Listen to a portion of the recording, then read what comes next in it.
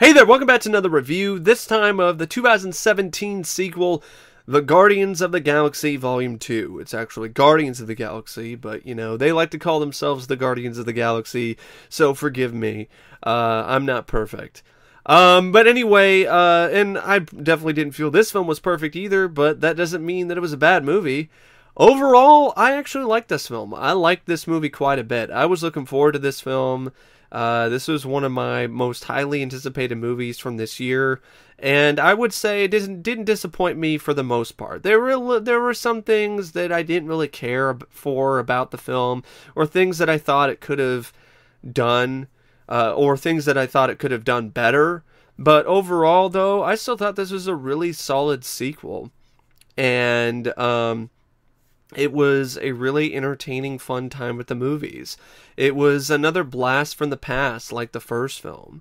Now, before I get into the review, I want to let people know that this review will be split into two parts. There will be one part where I will be talking about the non-spoiler aspects of the film, where I'm not going to spoil it for you people, for you guys and gals who haven't seen the film.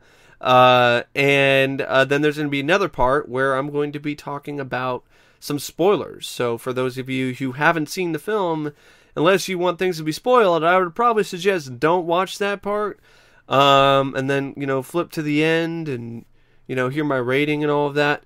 But anyway, or you can watch it, because some people, spoilers don't bother them. But, I just thought I'd throw that out there because I definitely don't want to spoil certain things for people who haven't seen the film yet, because I do think there are some certain reveals and some certain aspects of it that I think you need to see for yourself without being spoiled, because then it adds to the experience of the movie. But anyway, I would say this film is a little notch below the first film for me in terms of its overall quality. It doesn't fall down a couple flights of stairs or anything. I just think the first film is a little bit better of a story, as well as its structure appeals to me a bit more than this one does. I didn't feel Volume 2 had the same magic as the first movie. It doesn't have that same surprise factor that the first film did. And it was never going to, so I wasn't expecting to have that kind of same feeling or dynamic from this one. But there were certain things that the first film did that I personally felt it did better, and I will talk more about that later. But anyway, the Guardians of the Galaxy, I keep calling it The Guardians, because I keep thinking that's what it's called, but no, it's Guardians of the Galaxy. Guardians of the Galaxy Volume 2 is a sequel, which is also directed by James Gunn. So James Gunn returned to direct the film, which is I wouldn't say super unique with the Marvel Cinematic Universe, because there's been a good amount of repeated directors. Directors have come back to direct more films in the series, like the Captain America films, for instance, with the two guys who directed Winter Soldier, and they also directed Civil War. So, and of course you have Joss Whedon. And that was before Joss Whedon lost his mind and is just going crazy on Twitter. But, that's a whole nother story. But it was really nice to see James Gunn come back, because I could not think of another director who would be able to handle this franchise going forward better or as good as James Gunn would have done, because he's one of the main reasons why the first film works so well. And he's another reason why this film works really well for the most part. His direction is another highlight. He really knows how to interject a lot of energy into his films, and it shows. He's very talented, and I would definitely say he's one of the most talented young directors working today. Maybe he's not super young anymore, but he's definitely one of the most talented directors. I do feel, though, that this film wasn't as strongly written as the first movie. I think it helped James that he had another writer that helped him out here, because he's just a solo writer here, and I'm just going to say this: I don't think the humor was as consistently funny here as it was in the first movie. Some of the jokes in this felt really childish and juvenile. There's a turd joke. There's a Baby Groot puking. There's just some of these other jokes that just felt like they were either lazy and uninspired, or they were just very childish. Like the film was trying to appeal to the kids in the audience, which is not at all what I ever felt like when I was watching the first film. The first film, to me, it didn't feel like I was watching a movie that had childish humor. There was no turd jokes in that movie. And so that was definitely a moment that made me roll my eyes, and I really didn't care for that. I don't really like shit jokes anyway, for the most part. So yeah, I just think that's very lazy. It's a really lazy attempt at getting a laugh. So there was a few other things that I just thought were lazy, like the sequence where Rocket and Yondu and the other guy on the ship, they jump through different portals and they make all these funny faces and stuff. I thought that was a really lazy gag. I personally thought that kind of thing was done better in Spaceballs with the ludicrous speed sequence. So it's not exactly the same, but it's a similar concept, and it just, I don't know, it just felt like it was just a cheap laugh. Oh, look at all the funny faces they're making because of the they're going through the portals and all of this, and it's causing them to make all these funny faces. Yeah, there's just the humor in this. There are some moments though where it's just great. The taser face sequences are hilarious. There's the nice back and forth between the characters is still there. Trash Panda, for instance, and there's other stuff like that that really works, but there are other jokes that I just thought were really just cheap or just juvenile, too juvenile for my tastes. And also I felt the film's ending, I personally felt from a writing standpoint, felt a little bit rushed, especially with the fate of a certain character. And I will talk more about that in depth in the spoilers section of this video. But yeah, I mean, overall the script was still solid. It just wasn't a great script. It wasn't a spectacular script to me like the first script was. The humor in the first film was it felt more natural. There was it just was funnier to me. There were a few moments where I laughed out loud here, but there were a lot of moments here that I don't know, it just wasn't as funny. Also, I just felt this film, the writing definitely could have used more scenes with the team together, with the Guardians together, because there's a huge chunk of the film where they're split up. And I know it's done on purpose to give them more character build up, to give them more character moments and things like that in development, but I kind of wish there was a little bit less of that and more of them together, because that's honestly the biggest selling point for this film and for the first movie is these characters and how well they work off each other. And there isn't a lot of that in this because they're doing a lot of building their own character separate in some other place, and they're divided a lot of the time. A lot of the running time has them divided, and I think that's a bit of a letdown. When it comes to, when you have the excellent opening sequence with Mr. Blue Sky by ELO and Baby Groot dancing while they're fighting this interdimensional monster during the opening credits, and then they just split off once they end up on Ego, and then it just kind of, it's still fun, it just isn't the same dynamic. And I know why they did that, because they're trying to be different, and I get it. They don't want to do the same thing. But if that same thing is something that is just magic, something that works so well, like the dynamic between these characters in the first film, I don't see an issue with having more of the same magic.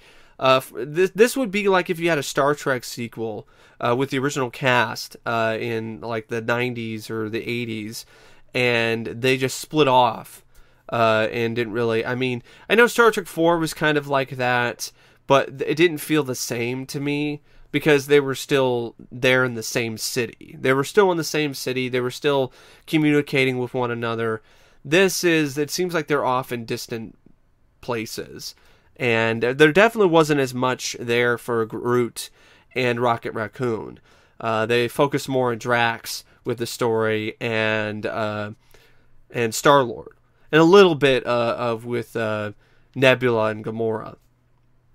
And the main crux of the story is all about Star-Lord meeting his dad. That's what the main focus of the story is. And it's interesting, and Kurt Russell is absolutely amazing. He's fantastic in the role. Perfect casting. It was a real joy to see Kurt Russell work and just be Kurt Russell. I mean, Kurt Russell is he's Kurt fucking Russell. He's a legend. And it was really nice to see him on the big screen. And in a role that was definitely a challenging role for him and a different role for him. Because he normally doesn't do roles like this, like Ego. And he pulled it off really well. He and Michael Rooker, in my opinion, stole the show. So, yeah, the script isn't as solid as the first film, but it's still a solid script. I want to make that clear. Because the stuff with Star-Lord and his dad is actually a really great crux to the film. Now, the movie returns all the same cast members. You got Chris Pratt as Peter Quill, Star-Lord. You got Zoe Saldana as Gamora. Dave Bautista as Drax. Vin Diesel as Baby Groot. Bradley Cooper as Rocket. Michael Rooker as Yondu. He has a much bigger role here, and like I said, he's really he definitely steals the show along with Kurt Russell. Karen Gillian is back as Nebula. She has a little bit more to do here, so she's actually, in my opinion, stronger here than she was in the previous film. You have a newcomer in Klementieff as Mantis. She was there. I wasn't really. I was kind of just. I was on Mantis. She was a lot like Drax. It felt like it was kind of the same sort of humor, but she was less blunt. But it was just, she was still pretty clueless. It was like, I don't know. Mantis was a character that I could take or leave her, to be perfectly honest.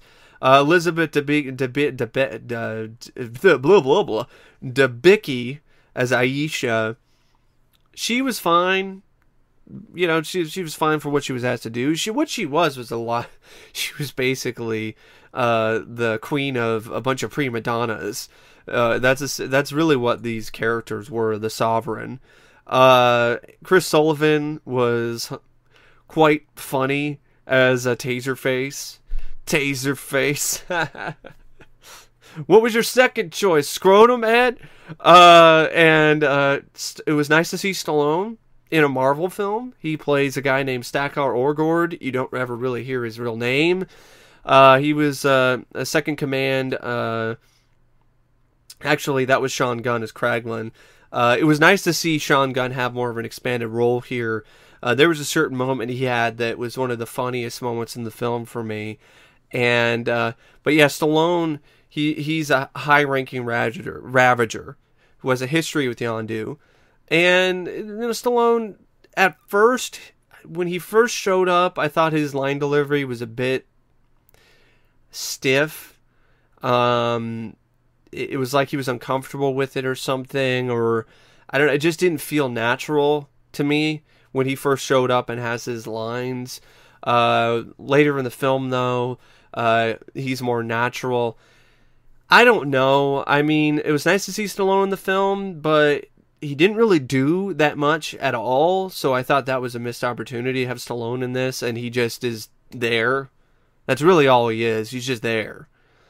They set up in one of the many after credits and during credits sequences. I think this movie set a record for the amount of sequences that play during the end credits and after it. There's a setup for what, in my opinion, would be a really fun movie, and I'm curious about it, to see Stallone and his group of Ravagers in their own film. But that's all it was just a setup. And then, of course, you have Kurt Russell as Ego. And Kurt Russell, I mean, just amazing. Absolutely loved Kurt Russell. And I love Kurt Russell anyway. Kurt Russell is, like I said, he's a legend. He's a legend. And you also had Howard the Duck had another cameo voiced by Seth Green. To be honest, I'm not really a big fan of Seth Green voicing Howard. I prefer Chip Zien, who voiced Howard in the 1986 film. I know most people consider that to be a train wreck of a movie, but I thought Chip did a really good job voicing Howard. And Seth just doesn't sound right to me, and I think it would have been a great, a nice, little present for fans of Howard the Duck, because they exist, by having Chip come back and do the voice for Howard. That would have been nice in his cameo in the first film and his cameo here. So the cast, yeah, definitely a strong suit. It was nice to see Stallone, Kurt Russell, although that's one of my negatives because they're in the film, they're in the cast, but they never share a scene together. And you have Tango and Cash in the cast, and they never share one scene together. And I think that's just a bummer, and I think that's a huge missed opportunity. But yeah, cast is really solid. The score by Tyler Bates, I wouldn't say it's as good as it was in the last film. Here it just feels like leftovers, and there's really not a lot of bits with the score here that really stood out to me, except for when he reused the score from the first film. But the soundtrack, it kicks ass. It's a really kickin' great soundtrack. I love the fact that one of the main songs that really cements the whole theme of the film is The Chain by Fleetwood Mac. It's a great song, and it really does fit like a glove. It fits perfectly with this whole theme that the film is dealing with, this theme of parenthood and family, and how much all of that means to Star-Lord. So, yeah, and there's also other songs in the soundtrack that are great too. Nice old school songs. It was really a lot of fun to listen to Mr. Blue Sky in the opening credits. It fit perfectly as well. It was a really great way to open up the film. And yeah, I do prefer other ELO songs. Why can I not say that name? I have no idea. It's kind of hard, I guess. I guess if you're me, it's hard. ELO, haha, ELO, lol, lol. But I like their songs like I'm Alive, Telephone. I think it was like Telephone Man or something. So there are other songs of theirs that I would probably say I prefer over Mr. Blue Sky, but Mr. Blue Sky is still a good song. And the cinematography by Henry Barham, really gorgeous. These films really do get some of the best visuals out of these bright and colorful space landscapes. And just like the first film, the cinematography is definitely another standout. The editing by Fred Raskin and Craig Wood, another really well-edited movie, especially for a film like this that has all this different stuff going on at once. And, for a film that cost $200 million, the budget is absolutely, definitely on the screen. One of the things that really impressed me the most, effects-wise, was the young Kurt Russell stuff. I mean, wow. Young Kurt Russell was really impressive. You had, the film pretty much opens up with a young Kurt Russell. And I honestly thought it was the most impressive CGI I had seen for a younger actor. And I think it's probably because Kurt is still he's still in phenomenal shape for a man his age. And there are plenty of reference material you can use for a young Kurt Russell in terms of his face. And because he was in such great shape, they didn't necessarily have to have a body double and then put CGI over that person. So that's why unless that's what they did, but it sure doesn't look like it, because the mannerisms of this young Kurt Russell are totally Kurt. I mean, it is Kurt, and it was really eerie, but at the same time, it was effective, really effective. It's definitely the best that I've seen in a film, even better than Moff Tarkin in Rogue One, and definitely better than Leia in that film. The CGI in this was the most effective I've seen to date with a younger actor trying to show their younger self, because it just looked so natural to me. And it was also helped that it was a shorter scene. The other CGI moments that really blew me away was when there's a sequence when Ego is reforming himself in one scene, and that is a really impressive effect. His look reminded me of Malasar from the movie The Keep. And so yeah, I mean, really impressive visual effects. And yeah, so I think I'm going to be starting to get into the spoiler territory here. But for those of you who just want my quick thoughts before I go into the spoilers on the film, like I said earlier, I think it's a really good sequel. I think it holds up quite well in comparison with the first film. Unlike Thor: The Dark World, this is not that disappointing. I wouldn't say it's average or below average. It's still a well above average sequel. Definitely one of the better sequels I can think of in the Marvel universe, cinematic universe. I mean, it's right up there with things like Winter Soldier, but not quite on the same level. But it's right up there with some of the best MCU sequels for me personally. And if you enjoyed the first film, I definitely do recommend this one. Check it out sometime. And absolutely, definitely, the thing that everyone's talking about is definitely worth seeing. I mean, Baby Groot is really adorable. You know, it's one of the most adorable things you'll ever see. And you'll understand why the Ravagers later couldn't kill him, because he's just too adorable. So, yeah. Anyway, let's get into the spoilers, shall we? The reason why I wanted to have this section here is because there's a couple things I want to talk about that I have to talk about with spoilers, because it's impossible to really talk about them without doing that. So, this is actually one of the biggest problems I have with this film.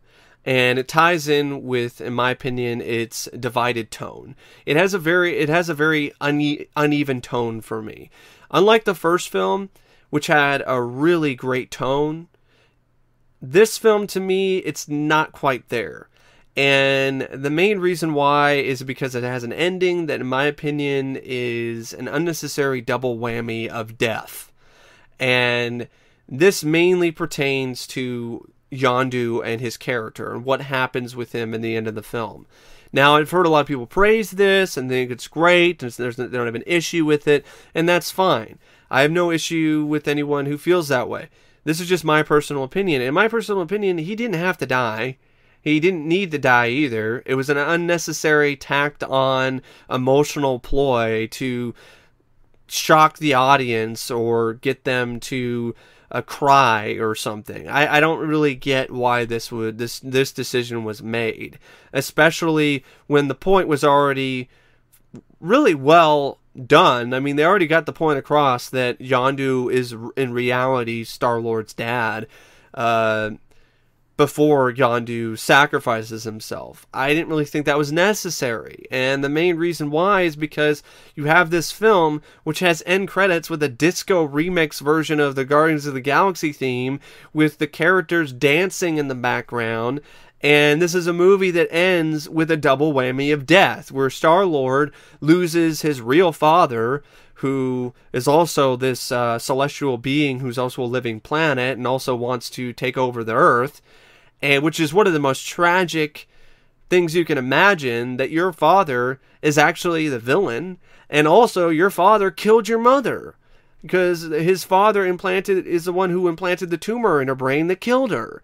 And that's strong enough. That's strong enough to really just bring some weight and some reality to the franchise. You don't need to have Yondu die on top of that. It just felt unnecessary to me.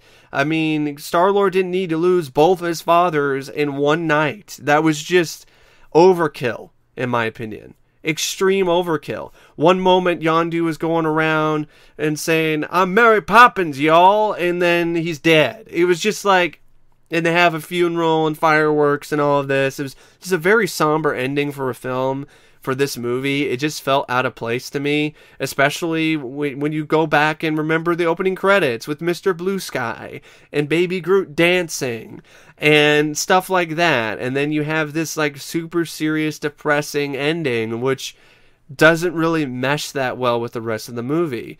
Now, maybe James Gunn was trying to do his Empire Strikes Back, I guess, but even in Empire, it's not that bad. It's not that much of an overkill.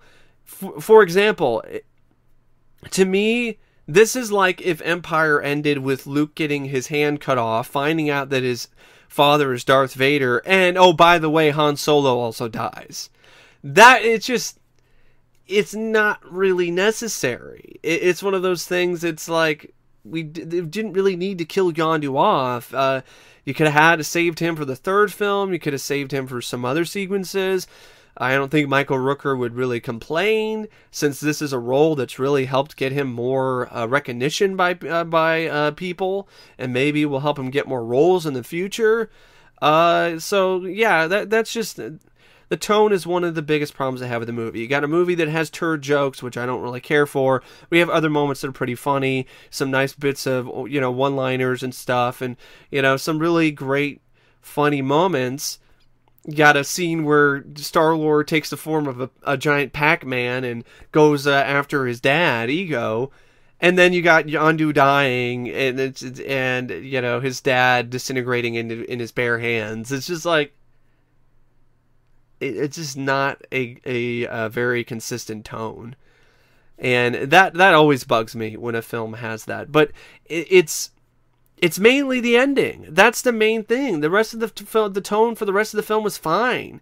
Might have been a bit darker because there was some stuff where the characters were split up and so on, but for the most part, the tone was still consistent. It's this ending that just feels like it was rushed to me, or it was just thrown in there, and I don't know. It just... The stuff with Yondu, I mean, it was great to see him have character development, but to me, it wasn't too great to have him die. And what is basically a rehashed version of an event in the first movie when Gamora is saved by Star-Lord. It's essentially the same sort of thing. It's just a little bit different. One of them actually dies in this scenario, instead of in the scenario... the way the scenario ends in the previous film, where both of them survive. So yeah, that's why the spoilers thing. That's the main thing. And while I'm at it, I definitely want to talk about how phenomenal and how just absolutely succulent Kurt Russell was as Ego.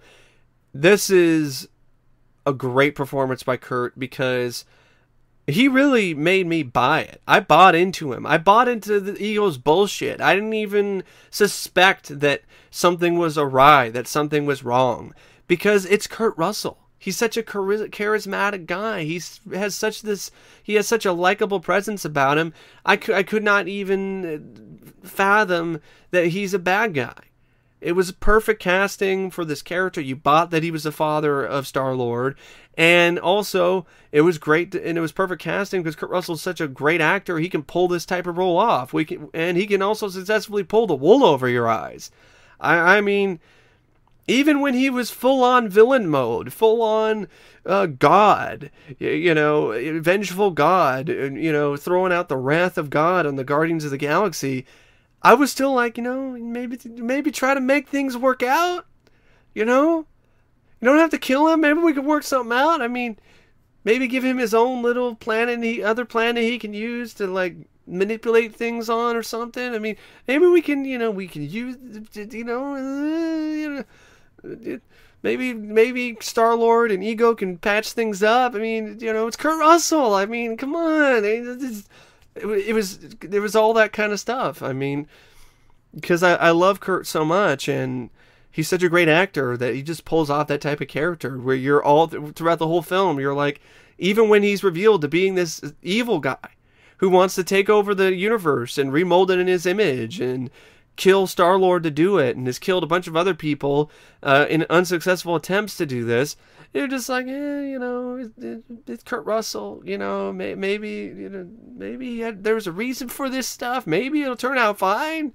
maybe he'll get rid of all the shitty things about life and get, start over and do a better job. I don't know. I mean, it's just one of those. It's just like, in the back of my head, I should totally be like, no, this guy is evil. But I'm like, it's Kurt Russell. I can't.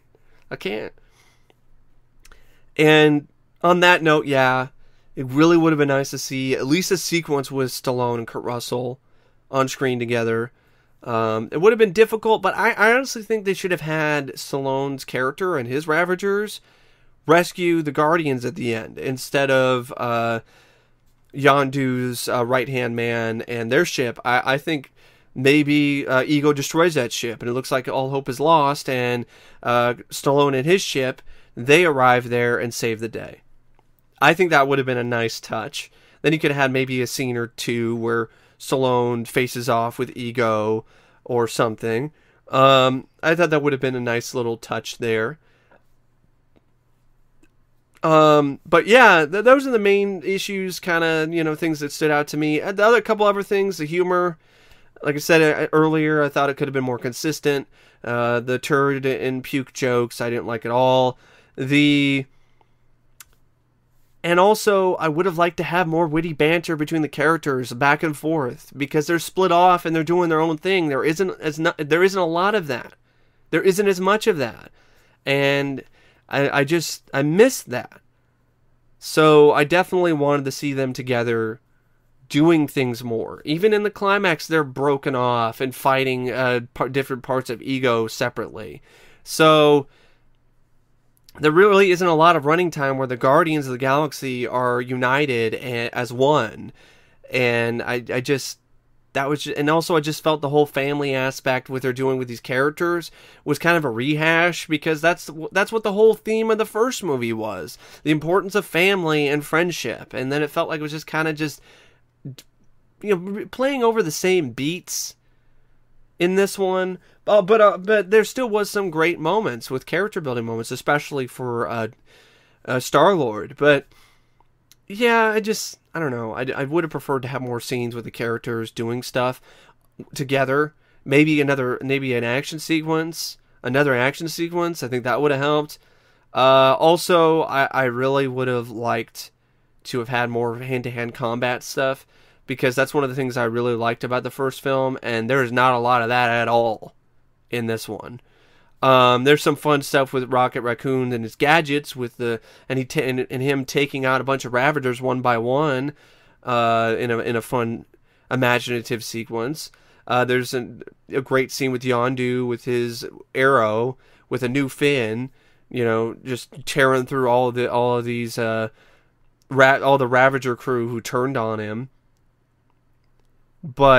And then there's a few, little space flight sequences, chases and shoot 'em up stuff. But yeah, I mean, the Sovereign, I thought I think they're meant to be a joke, and I call them prima donnas, but they weren't really that interesting of characters. They were just like gold painted prima donna, spoiled brats. And that's really all they were, and I just didn't really gravitate that much towards them. It's another thing I could take or leave, to be honest. And I definitely would have liked, trying to think of the other things, that I wanted more scenes with the Guardians of the Galaxy together. I wanted a little bit more action sequences. I would have liked the humor to be a little bit more consistent, and the tone I definitely thought I thought needed a little bit work.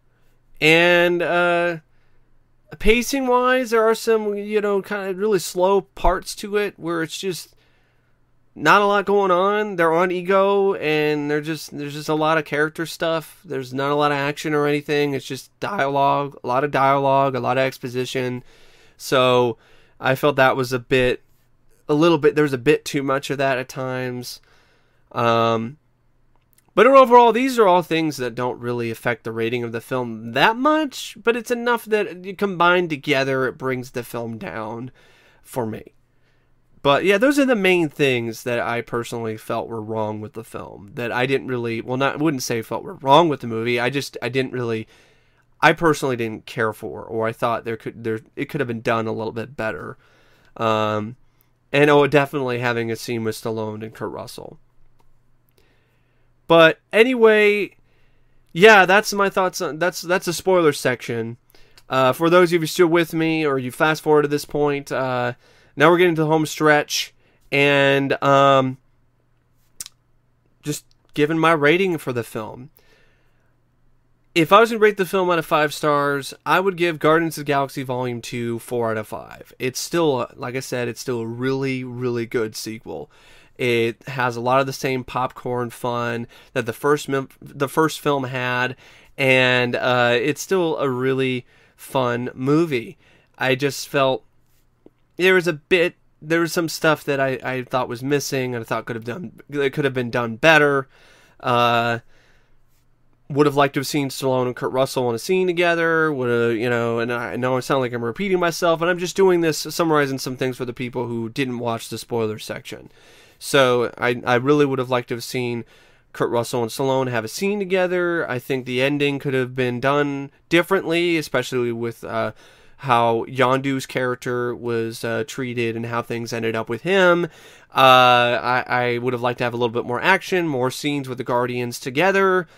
Quicken up the pace a bit, because there were some slow patches that I thought kind of took me out of the film a little bit and also get a little bit more humor in there, like consistent humor, less juvenile turd jokes, and more the kind of humor that you had in the first film.